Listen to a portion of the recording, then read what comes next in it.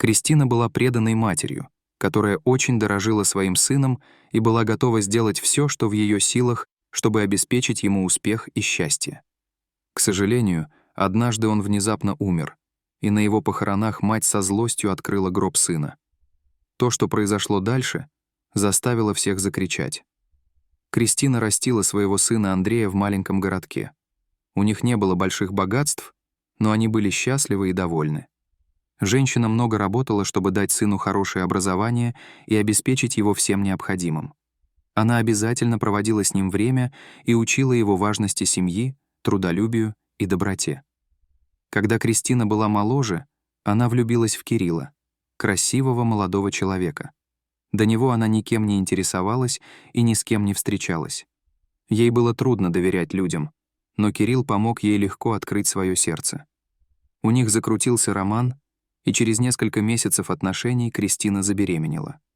Она рассказала об этом Кириллу, ожидая, что он поддержит ее, но его реакция шокировала ее. Он пригрозил ей сделать выбор между ним и тем, что она носит в своем животе. В ответ Кристина напомнила ему обо всех обещаниях, которые он ей давал, но она даже не успела закончить фразу, как Кирилл прервал ее и сунул ей в руки деньги. «Избавься от этого ребенка, я не готов стать отцом», — сказал мужчина и вышел за дверь, оставив ее одну справляться со стыдом, связанным с внебрачной беременностью. Несколько друзей пожалели Кристину, а другие смеялись за ее спиной и считали, что ее жизнь разрушена. Ведь ей было всего 20 лет, и у нее не было ни родителей, ни родственников. Как же она будет растить ребенка одна? Во время беременности Кристина размышляла, правильный ли выбор она сделала, оставив ребенка. Возможно, было бы гораздо проще поступить так, как хотел Кирилл, размышляла она. Но как бы ни казалось это легким выходом, Кристина так и не нашла в себе сил поступить именно так. Готовая сделать все, чтобы стать матерью, девушка бралась за разную работу и начинала откладывать деньги на будущее. Работая в круглосуточном магазине, Кристина познакомилась с Леной, состоятельной женщиной, которая владела некоммерческой организацией, оказывающей помощь молодым матерям. Под руководством и при поддержке Лены Кристина смогла обрести финансовую стабильность. В положенный срок она родила красивого мальчика, которого назвала Сергей. Когда она впервые взяла мальчика на руки, по ее лицу потекли слезы радости. «Мой дорогой сын, я обещаю никогда не покидать тебя. Я всегда буду рядом, чтобы направлять и защищать тебя», — сказала Кристина и поцеловала его в лоб. В течение многих лет она выполняла обещания, данные сыну. Они были вместе каждый день и проводили вдали друг от друга лишь несколько часов, когда Сергей был в школе или Кристина работала. В подростковом возрасте Сергей активно занимался спортом и был капитаном своей футбольной команды. В учебе он также преуспевал, часто получая одни пятерки. Кроме того, он был довольно красив, поэтому девушки часто бросались на него. Благодаря советам матери он знал, как держать их на расстоянии и избегать неприятностей. После окончания школы Сергей получил стипендию на обучение в колледже вдали от маленького городка, в котором он вырос вместе с матерью. Прощаясь с сыном, Кристина испытывала горько-сладкое чувство. Хотя ей было грустно от того, что ее сын будет так далеко, она понимала, что для него это невероятная возможность осуществить свою мечту. В колледже Сергей специализировался на информатике и окончил его с отличием. Вскоре после этого его приняли на работу в известную компанию по разработке программного обеспечения, где он познакомился с Наташей, представителем службы поддержки клиентов. Они подружились и со временем прониклись романтическими чувствами друг к другу. Наташа, как и Сергей, была амбициозной личностью, которая хотела получить от жизни большее. Хотя она не была такой продвинутой в своей области, как Сергей, у нее были способности к развитию бизнеса и маркетингу. Поэтому она предложила им открыть собственное дело, и Сергей согласился. Они провели исследование рынка, которое показало потенциальную прибыль в приложениях для ставок, и решили заняться этим. Они запустили свой продукт, и он оказался чрезвычайно успешным, превзойдя все их ожидания. Они смогли нанять дополнительный персонал, купить здание и развить бизнес в геометрической прогрессии. За успех букмекерской конторы Сергею пришлось заплатить.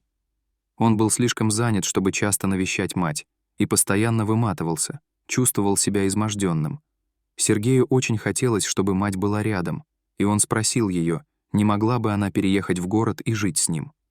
Однако Кристина отказалась от его предложения, сказав, что предпочитает остаться в маленьком городке, поскольку только там она может чувствовать себя как дома. И хотя Сергей с пониманием отнесся к такому решению, это не облегчило ни тоски по маме, ни боли от разлуки. Однажды Сергей решил сделать маме сюрприз, проделав 6-часовой путь, чтобы увидеться с ней. Его приезд был огромной радостью для Кристины, ведь они провели время вместе, вспоминая, как жили с тех пор, как виделись в последний раз. Однако, когда Сергей рассказал, что хочет сделать Наташе предложение, выражение лица Кристины сразу же изменилось. Это не осталось незамеченным ее сыном. Когда он спросил, в чем дело, мать ответила: «Судя по тому, что ты рассказал мне об этой девушке, я не думаю, что она тебе подходит. Она больше заботится о твоих деньгах и компании, чем о тебе. Тебе нужно бежать от нее. Она опасна». Впервые в жизни Сергей спорил с матерью и защищал Наташу. Он утверждал, что она неплохой человек, и что когда Кристина узнает ее получше, она изменит свое мнение о ней. Кристина была категорически не согласна, но Сергей, ослепленный любовью, не смог понять слов матери и в гневе ушел. Месяц спустя он женился на Наташе. Он знал, что мать этого не одобрит, поэтому не пригласил ее на свадьбу. Сергей отмахнулся от ее предупреждений как от проявления чрезмерной заботы. Если бы только он послушал свою мать. Спустя несколько месяцев Кристина была совершенно ошеломлена, услышав новость о том, что Сергей скончался, и Наташа уже назначила дату похорон. Кристина узнала, что, вернувшись из короткой командировки, Сергей очень устал, заснул и больше не проснулся. Сердце матери заныло от горя. Часы, предшествовавшие похоронам сына, пролетели как в тумане. Она поспешно оделась и помчалась в город, где проходили похороны. Она отчаянно искала ответы на вопросы, почему ее сын внезапно умер и почему похороны были организованы в ее отсутствие. К счастью, Кристина приехала как раз в тот момент, когда Сергея собирались опускать в могилу. Когда она спросила, можно ли ей в последний раз увидеть сына, Наташа отказалась и приказала гробовщикам не открывать гроб. В отчаянии и ярости Кристина пробилась сквозь людей, пытавшихся ее остановить. Затем она пробралась к гробу и поспешно открыла крышку. То, что произошло дальше, заставило всех закричать. Кристина заметила, что грудь ее сына поднимается и опускается с каждым вздохом. Убедившись, что ее сын жив, Кристина подняла тревогу. «Мой сын жив! Он не умер!» — закричала она. Затем она указала пальцем на Наташу. «Я знаю, что ты в этом виновата. Что ты сделала с моим сыном?» — прокричала Кристина. Люди были ошеломлены неожиданным зрелищем, представшим перед ними. Подбежав к гробу, они обнаружили, что Сергей действительно жив. Немедленно была вызвана машина скорой помощи, чтобы отвезти его в больницу для дальнейшего обследования. Один из друзей Кирилла, оказавшийся офицером полиции, присутствовал при этом и немедленно взял Наташу под стражу. Отчаявшись добиться смягчения приговора, женщина призналась, что дала Сергею передозировку снотворного, чтобы успеть похоронить его до того, как действие препарата закончится. Когда Сергей очнулся и узнал обо всем, что произошло, он пожалел, что не послушал мать. Однако он был рад, что мама спасла его, дав второй шанс на жизнь. Как выяснилось, Наташа пыталась избавиться от Кирилла, чтобы получить полный контроль над его имуществом и компанией.